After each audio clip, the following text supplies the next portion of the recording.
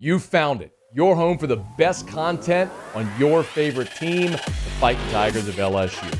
Do us a favor. Subscribe to the channel. Leave your comments below. Be sure to smash that like button.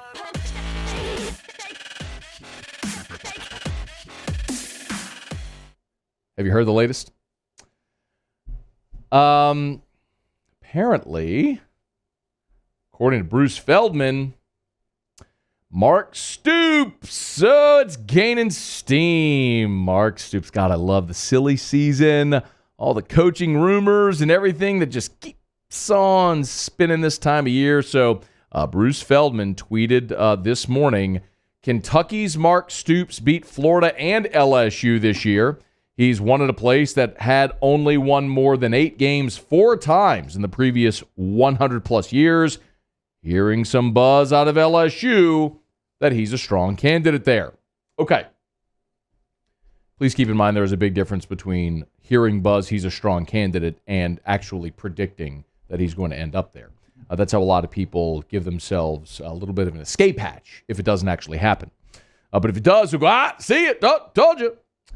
By the way, for what it's worth, Mark Stoops, earlier this week at his Monday press conference, was asked, he was being asked about recruiting, and then he was asked about recruiting with his name being mentioned for LSU and Florida and a lot of that stuff. Here's what Mark Stoops said earlier this week. I mean, my relationship is strong with the prospects, and it always will be. And you know, I can't control that. I have no control over that. I'm not, I don't want that out there. I don't want that distraction. I don't ask for that. As I mentioned jokingly weeks ago when somebody mentioned that, I mean, I'd rather it be that than you guys all talking about when they're going to fire me.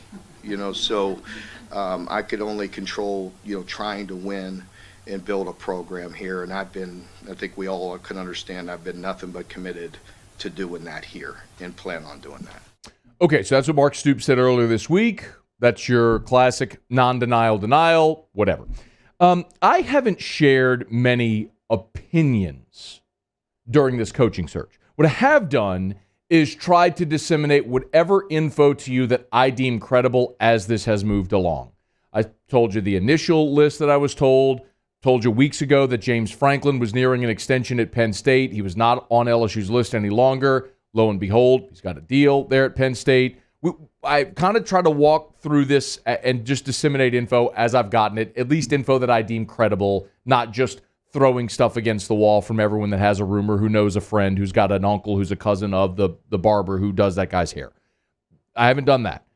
And it's tricky because many times you as a listener, and I don't mean this to be off-putting or anything, but it's tough to distinguish between what's a report and what's an opinion.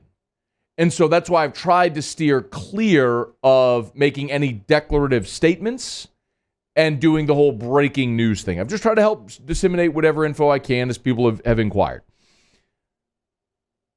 Today I'm at a point where I'm willing to give you an opinion. And one that is not in any way ambiguous.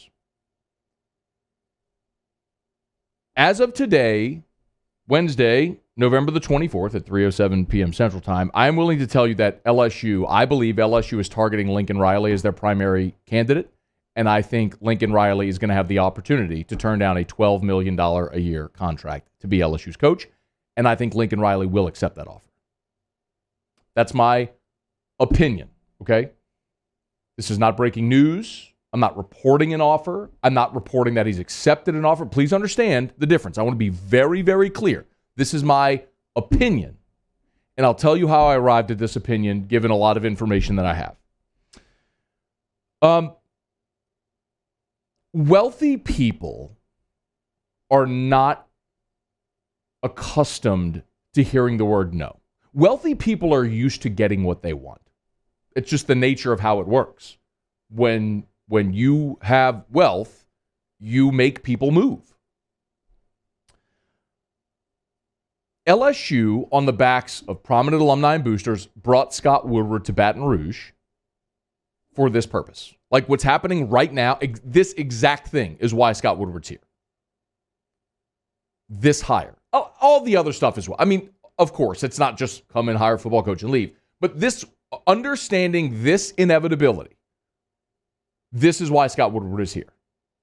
To do the thing he did at Washington and at Texas A&M, making a landmark football coaching hire that you hope provides stability and excellence for years to come. It's why he's here. It's why all of the people with influence and money and power in the state push so hard to make that happen. I mean, Richard Lipsey went very public and basically got King Alexander and Joe Oliva fired and was one of the big-time movers to get Scott Woodward here. Once Scott Woodward was here, and now that they have fired Ed Ogeron, he did so by going to all of the deep-pocketed boosters at LSU to collect $26 million to buy out Ed Ogeron and his staff. Let me say that again slowly so you don't misunderstand. Scott Woodward got on the phone and made all of the calls he needed to make to cobble together $26 million, not to do something grand, not to build a facility, not to hire a coach, $26 million to make them go away. And he did it. Y'all, Scott Woodward was not hired in Baton Rouge and then subsequently collecting $26 million in buyout money to hire Mark Stoops. Scott Woodward did not collect $26 million in buyout money to turn around and hire Dave Aranda or Billy Napier or Bill O'Brien or Mel Tucker. That's not why he's here. And the people who pull the purse strings associated with that athletic department, I don't mean the people in the athletic administration building. I mean the people who actually control the dollars. They're used to getting what they want, which is why they're able to put a $12 million per year offer on the table for Lincoln Riley, which I believe is coming, by the way. That is almost $5 million per year, more than what he is making right now at Oklahoma. You go put, and I told you this 6 weeks ago. 6 weeks ago, I said LSU is floating. Remember this? It was a whole conversation around Tomlin. I said LSU, as I've been told, is floating an 8-year, $100 million contract. I told you that damn near 2 months ago. And if you put $100 million in front of Lincoln Riley, I know two things. Number one, Oklahoma's not matching it. And number two, Lincoln Riley's accepting it. I believe that. If Jimbo is out, which I believe he is, then Lincoln Riley is the only obvious candidate. The only obvious candidate. And if you're LSU and you're doing your dead level best to keep that on the down low, and Scott Woodward ain't talking to nobody, y'all. I want to be very clear about this. I've tried and pried every way I can. Scott, Stephanie Remp, they ain't talking to nobody. I mean, I've talked to big money. I have had firsthand conversations with big money people who contributed to the buyout. They don't even know what's going on, okay? So anybody who says, I have a... No, you don't. I fully believe two things. Number one, Jimmy Sexton is pushing his candidates, his clients. He always does. Why are you hearing Mark Stoops and Bill O'Brien? Because that's Jimmy Sexton. That's what he does. He gets his clients' names in the mix for every job so he can leverage that attention for a better deal at the current place or to get him a better job down the road. That's why you're hearing all those names. It's Sexton, or it's LSU leaking a name like Dave Aranda, like I'm sure they did to Glenn Guilbeau and Scott Rabelais, to try to get them to print it, to throw everyone off the scent of what they're actually doing. That's my opinion. I want to be very clear.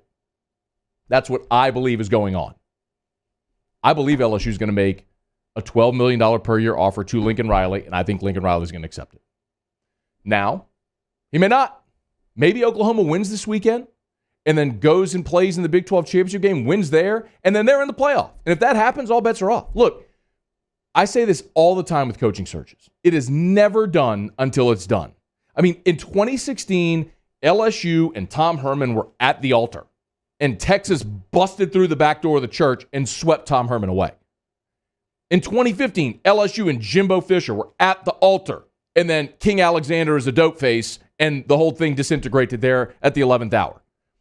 LSU and Kevin O'Sullivan in baseball, they had an agreement in principle, and it fell apart. It's worked out okay, but you understand my point. Like, it's like in real estate.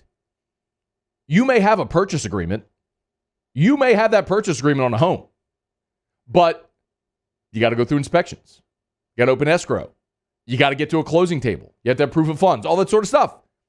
And sometimes deals fall apart. So until it's done, it ain't done. But at this point, there's one thing that makes sense in this whole thing. One thing. And it's Lincoln Riley. It's the only thing that makes sense right now.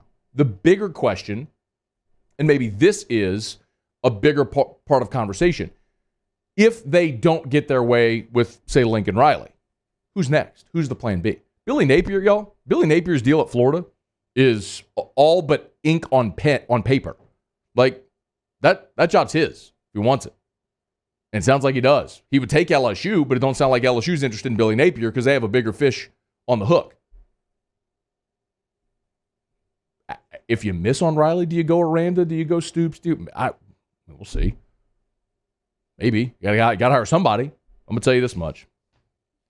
Deep-pocketed people who contributed $26 million to a buyout, who contributed to bringing Scott Woodward here, who are willing to lay out a contract that would make Lincoln Riley the richest coach in America by almost $3 million per year, those people aren't expecting Mark Stoops. Those people aren't expecting Bill O'Brien. Those are the people that weren't expecting Mel Tucker. They want the whale. It's the only thing that makes sense. And I think it's Lincoln Riley. And I think LSU is going to go take their cut.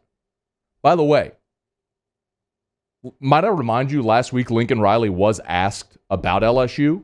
This was his response. It's nothing to handle, I mean, it's pretty easy.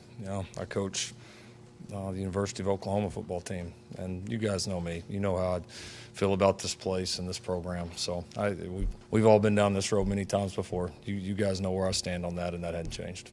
The weakest of the non-denial denials, might I remind you, the weakest of the non-denial denials that have come up so far. I don't think that makes sense. So here, it's my opinion. I want to be very clear. It's an opinion. Not breaking news. Not splashing this all over Twitter. I'm giving you my opinion.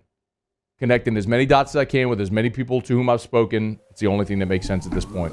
See if Scott can get it done. Hey, thanks so much for watching.